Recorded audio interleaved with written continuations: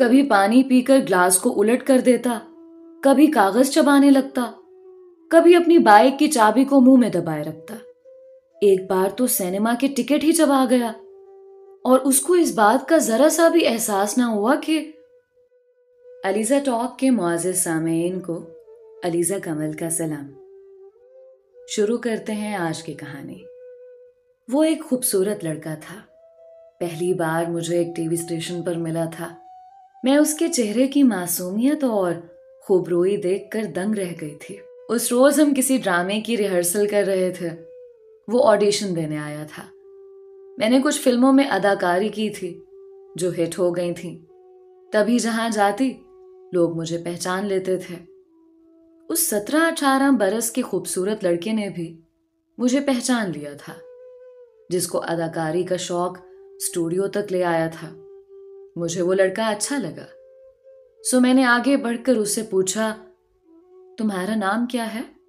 وہ میری آواز پر چونکا اور محویت سے مجھے دیکھتے ہوئے اپنا نام بتانے کی بجائے میرا نام بتاتے ہوئے بولا، آپ اقصیٰ ہیں نا؟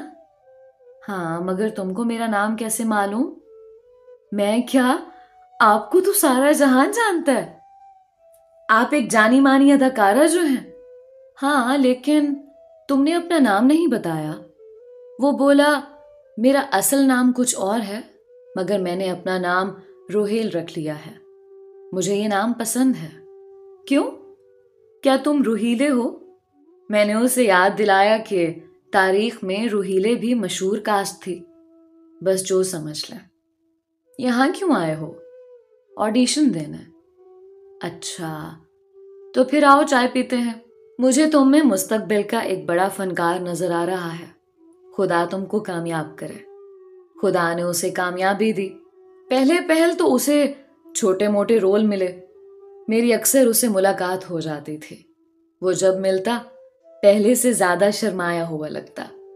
میں اسے دیکھ کر مبہوت رہ جاتی۔ نگاہ اس کے چہرے سے ہٹتی نہ تھی۔ وہ عام لڑکوں سے بہت مختلف تھا۔ چہرے پر ملاحت کے ساتھ حجاب کے سائے رقصاں ہوتے۔ بھرپور آنکھ اٹھا کر دیکھنے سے شرماتا۔ مجھے اس کی یہی ادا بھاتی تھی۔ وہ مجھ سے 6-7 برس چھوٹا ہوگا، پھر بھی ہماری اچھی دوستی ہو گئی تھی۔ جب میری کسی شگفتہ بات کو سن کر معصومیت سے مسکراتا تو سوچتی، کاش یہ میرا بھائی ہوتا، کیونکہ ہم 4 بہنیں تھیں، ہمارا کوئی بھائی نہیں تھا، اور مجھے اس رشتے کی کمی شدت سے محسوس ہوتی تھی۔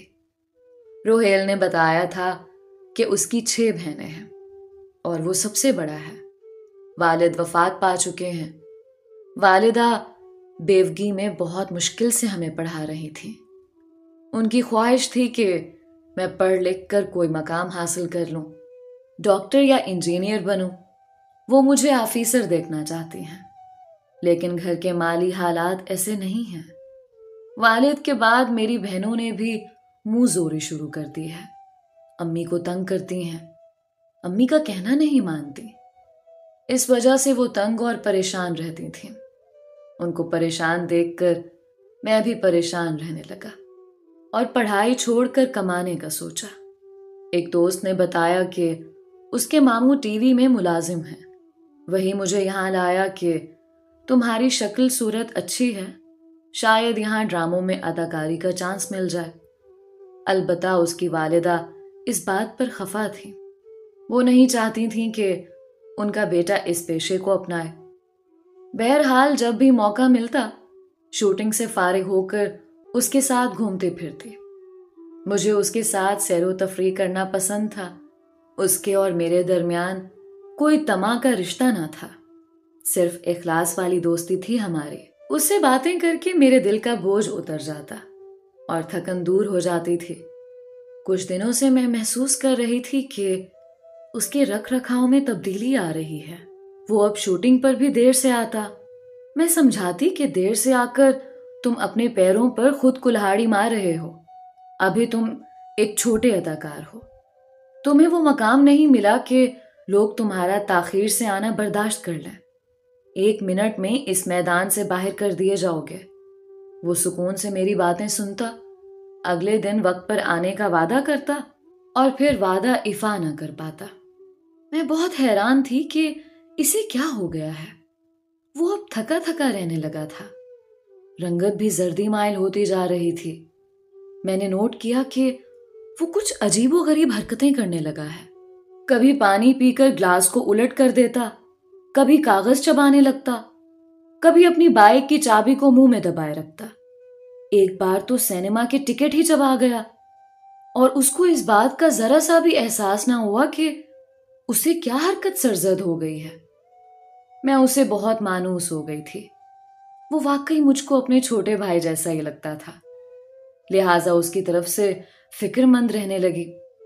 ایک دن میں نے اسے پوچھا، سچ بتاؤ، کیا تم کوئی نشہ تو نہیں کرتے یا کسی قسم کی ایسی دوائیں کھاتے ہو جس سے تمہاری صحت پر اثر پڑ رہا ہے؟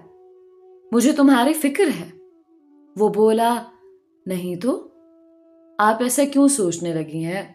میں تو پہلے جیسا ہوں۔ شاید کچھ گھریلو پریشانیاں ہوں۔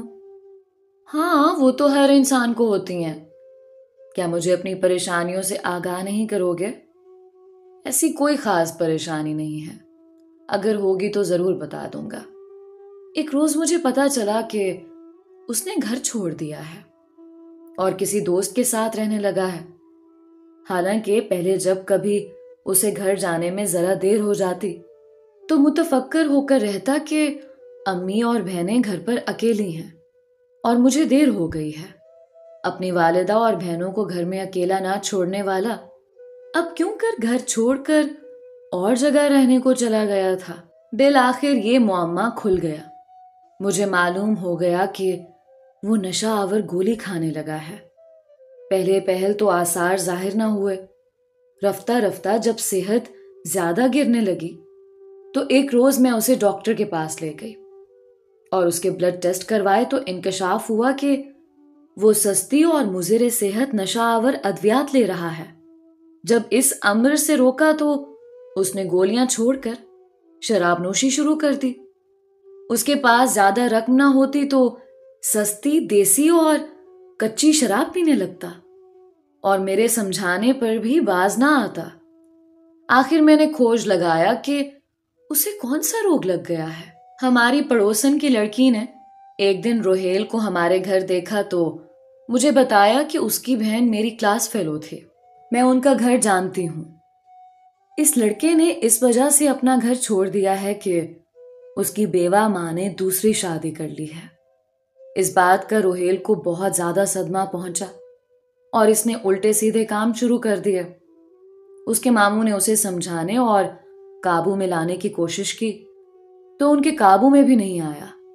روہیل نے دیکھا کہ اس کی بہن کی سہیلی نے اسے دیکھ لیا ہے اور وہ ہمارے پڑوس میں رہتی ہے، تو اس نے ہمارے گھر آنا چھوڑ دیا۔ ایک دن اس کے دوست نے مجھے آ کر بتایا کہ وہ ہسپتال میں داخل ہے۔ میں اس کو دیکھنے گئی۔ ڈاکٹر نے کہا کہ نشے نے اس لڑکے کو جوانی میں جلا دیا ہے۔ اگر اس نے خود کو نشے سے نہ روکا تو اس کی زندگی کی امید نہیں ہے۔ یہ سن کر میرے پیروں تلے سے زمین نکل گئی۔ میں نے فیصلہ کر لیا کہ اس کو دوبارہ زندگی کی طرف لے آؤں گی۔ ایک دن آیا کہ اس کی اتنی بری حالت ہو گئی کہ قدم لڑکھڑا رہے تھے۔ اس نے دروازے کا سہارا لیا تو جھول گیا۔ میں نے جلدی سے آگے بڑھ کر اس کو سہارا دیا اور تادیر پیار سے سمجھاتی رہی۔ اگلے دن میں اپنی پڑوسن کی لڑکی کے ساتھ اس کے گھر گئی تاکہ اس کی والدہ کو ان کے بیٹے کا احوال بتاؤں۔ وہ گھر پر نہ ملی، میں ناکام لوٹ آئی۔ اگلے دن میں نے روہیل کو بلایا، وہ آ گیا۔ آج اس کی حالت قدرے بہتر تھے۔ تب میں نے قسم دے کر پوچھا، اگر مجھے بہن سمجھو تو اپنے دل کا حال بتا دو، ورنہ سمجھ لینا کہ تم نے مجھے ہمیشہ کے لیے کھو دیا۔ کافی اصرار کے بعد اس نے زبان کھولی اور کہا، ستارہ، جب کسی نے مجھے بتایا کہ تمہاری امی دوسری شادی کر رہی ہیں تو میرے دل پر بجلی سی گر گئی۔ میں نے ماں کے پیر پکڑ کر پوچھا، ماں بتاؤ، کیا واقعی تم دوسری شادی کر رہی ہو یا کسی نے مجھے غلط کہا ہے؟ وہ بولی، یہ معاشرہ شریف عورت کو اس طرح تو جینے نہیں دیتا۔ بلکہ ساری عمر کی ریاضت کا یہ صلہ دیتا ہے کہ اس پر بہتان لگا دیے جاتے ہیں۔ میں فیکٹری سے گھر پر سینے کے لیے گارمنٹ لاتی ہوں، دن رات محنت کرتی ہوں، تم لوگوں کا پیٹ پالنا، تم سب کو پڑھانا چاہتی تھی۔ اس پر بھی تمہارے ددیال اور میرے میکے والوں کو چین نہ تھا۔ میں ان سے کچھ مانگتی تو نہ تھی، مگر یہ لوگ مجھے سکون سے محنت بھی نہیں کرنے دیتے۔ وہ کام چھوڑا، گھر بیٹھ کر دوسرے کام کیے، دکانداروں کی دی ہوئی مرچیں صاف کی، مثالیں پیس کر پیکٹ بنا کر دیتی تھی، کیا کیا مشقتیں نہیں کی۔ تب یہ لوگ مجھ پر دکانداروں سے غلط تعلقات کا بہتان لگا دیتے کہ مارکیٹ پھرتی ہے۔ میں یہ مشقتیں تم 7 بچوں کو پالنے کے لیے کرتی رہی۔ تم لوگوں کے لیے میں نے اپنے ارمان، اپنی زندگی، ہر شے کو محنت کی بھٹی میں جھونکا، تو اب تم لوگ بھی بات بات پر میرے منہ کو آتے ہو۔ تم نے میرا کہا نہ مانا، پڑھائی چھوڑ کر جانے کس رستے پر چل دیے۔ تمہاری بہنیں ہیں کہ میرے قابو میں نہیں آتی، ہر لڑکی اپنی منمانی کرتی ہے۔ تم آج دوسری شادی کے خدشے ظاہر کر رہے ہو۔ تمہاری بہنیں بھی مجھ سے ایسی ہی باتیں کرتی ہیں، کبھی کہتی ہیں کہ ہم کو محنت کا کیا تانا دیتی ہیں، نہ کریں ہمارے لیے محنت، دوسری شادی کر لیں۔ میں کب تک زمانے کے ساتھ ساتھ اولاد کے بھی ایسی خرافات سنوں؟ سو اب میں نے یہی فیصلہ کیا ہے کہ دوسری شادی کر کے اپنی زندگی سکون سے کیوں نہ جیوں۔ تمہارے بڑے ماموں تو ہر وقت کہتے رہتے تھے کہ دوسری شادی کر لو، یہ زندگی لمبی اور کٹھن ہے، کیسے گزارو گی؟ میں یہی جواب دیتی تھی کہ میرے چھوٹے چھوٹے 7 بچے ہیں، انہیں لے کر کیا میں دوسرے شوہر کے گھر جاؤں؟ یہ اتنے سارے کیا سوتیلے باپ کو آنگن میں سکھ سے سما سکیں گے؟ اب تم لوگ بڑے ہو گئے ہو، خود مختار ہوتے جا رہے ہو، تو تمہارے بڑے ماموں اپنے ایک دوست سے میری دوسری شادی کرنے کے لیے مجھے منا رہے ہیں۔ اب بتاؤ میں کیا کروں؟ ابھی تو دوسری شادی کی نہیں اور سارے زمانے میں خبر اڑ گئی، محلے بھر میں بات پھیل گئی ہے۔ ابھی تو میں نے اس شخص کو دیکھا تک نہیں، اور تم بدگمانی میں گھر سے نکل گئے۔ اب تم جا ہی چکے ہو تو پھر میں بھی دوسری شادی کر رہی ہوں۔ میرا بھائی تو مجھ سے راضی ہو، میرا دکھ سکھ بانٹنے والا ایک وہی تو ہے۔ اس روز مجھے ماں کی باتیں ایسی کڑوی اور زہر لگی، سوچا کہ اب کبھی ان کو منہ نہ دکھاؤں گا اور نہ ان کا منہ دیکھوں گا۔ بس اپنا سوٹ کیس تیار کیا اور ہمیشہ کے لیے ماں کا گھر چھوڑ دیا۔ میری بہنوں نے بھی ان سے جھگڑا کیا، تب امی نے یہ کیا کہ والد کا گھر چھوڑ کر بڑے ماموں کے گھر چلی گئیں۔ ماموں نے ان کا نکاح اپنے دوست سے پڑھوا دیا۔ افواہوں پر تو میں کم نشہ کرتا تھا، لیکن جب ماں میرے باپ کا گھر چھوڑ گئی تو زیادہ نشہ کرنے لگا۔ شراب میں غم غلط کرنے سے صحت بھی گری اور کسی کام کے کرنے سے بھی رہ گیا۔ پہلے تو مجھے خوف تھا کہ ماں نے دوسری شادی کر لی تو میں دوستوں میں بدنام ہو جاؤں گا، وہ کیا سوچیں گے۔ اور اب جب ہماری والدہ نے ہماری نافرمانی اور بد اخلاقی کے سبب دوسری شادی کر لی تو اس بات کا صدمہ مجھ سے سہا نہیں جا رہا ہے۔ ایک دوست نے مجھے شراب پلائی، پھر میں اور زیادہ غلط راہ پر لگ گیا، اسی غم میں برباد ہو گیا ہوں۔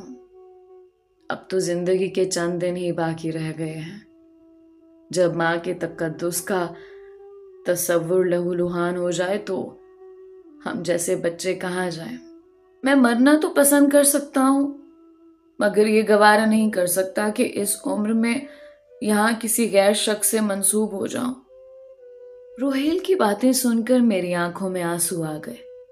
تہیہ کر لیا کہ میں اس کی والدہ سے ملوں گی اور ان کو ان کے بیٹے کی حالت اور ذہنی کیفیت سے آگاہ کر کے ان سے پوچھوں گی کہ آخر انہوں نے تحمل سے کام کیوں نہ لیا اور ان کو پہلے سے ذہنی طور پر اس حقیقت سے سمجھوتا کرنے پر تیار کیوں نہ کیا؟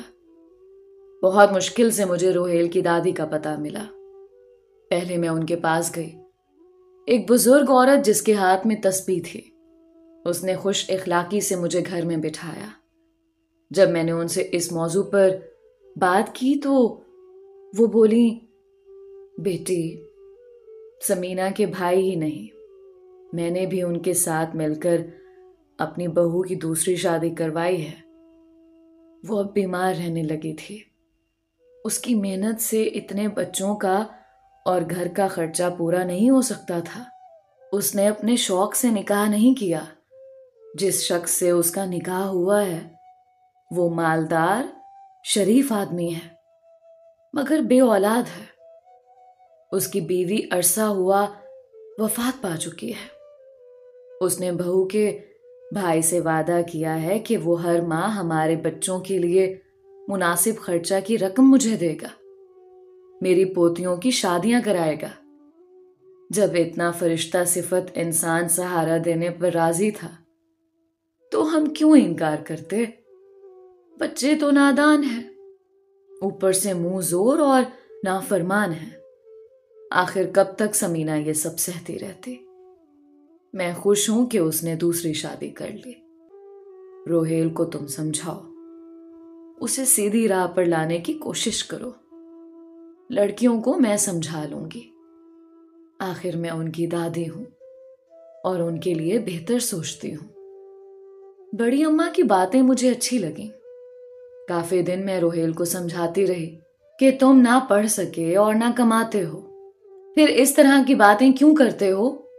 تمہاری دادی اور ماموں نے باہمی صلاح مشورے سے جو فیصلہ کیا ہے اسے قبول کر لو، حقیقت پسند بنو، جا کر ماں سے ملو، معافی مانگو اور حالات کو معمول پر لے آؤ۔ لوگ سوائے باتیں بنانے کے تمہیں کیا دیں گے؟ کوئی دکھ میں نہ تو آپ کو سہارا دے گا اور نہ مالی مدد کرے گا، تو جس نے سہارا دیا ہے اس کی قدر کرنی چاہیے، نہ کہ نفرت۔ بالآخر ایک دن اس کی سمجھ میں میری بات آ گئی اور اس نے ماں سے صلح کر لی۔ یوں ماں کا دکھ دور ہو گیا اور اس کا بھی۔ دوستو، یہ تھی آج کی کہانی۔ دوستو، خدا نے والدین کو بہت بڑا ظرف دیا ہوتا ہے، لیکن اولاد کے پاس والدین کے لیے ظرف نہیں ہوتا۔ اگر ہم اپنے والدین کو مشکلات میں پائیں تو کوشش کریں کہ ان کی مشکل کو آسان کریں، کیونکہ ان کو بھی لائف پارٹنر کی ضرورت ہوتی ہے۔ لیکن اولاد کم ظرف اور حساس ہونے کی وجہ سے صرف اپنے والدین سے قربانیاں مانگتی ہے، تو اپنے ظرف کو وسیع کریں اور اپنے والدین کے لیے آسانیاں بانٹیں۔ امید کرتی ہوں کہ آپ کو اس کہانی سے بہت کچھ سیکھنے کو ملا ہوگا۔ ملتے ہیں ایک نئی کہانی کے ساتھ۔ اپنا اور اپنوں کا بہت خیال رکھیں۔ دوستو، اگر آپ کو مختصر کہانیوں کے ساتھ ناول بھی سننا ہو تو میرا دوسرا چینل ناولز بائی علیزہ ضرور سبسکرائب کریں، جہاں آپ اپنے پسندیدہ ناول سن سکتے ہیں۔ علیزہ کمل کو اجازت دیجیے۔ اللہ حافظ۔